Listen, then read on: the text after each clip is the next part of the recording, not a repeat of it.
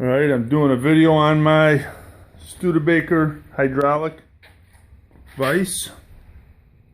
It says Studebaker Machine Company, Chicago, Illinois. This hydraulic foot powered vise. And the center pedal, it's operated by 3 pedals. Hydraulic fluid. Center pedal takes up all the slack. Not all of it, but a lot of it. Right pedal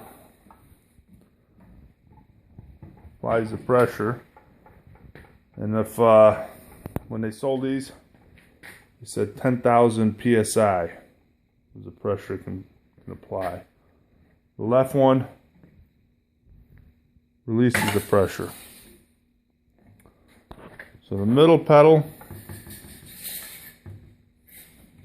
push down, takes up most of the slack.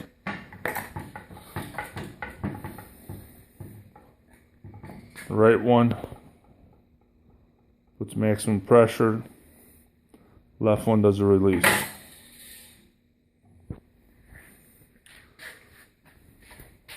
It's pretty rare. You don't see a lot of these with the stands.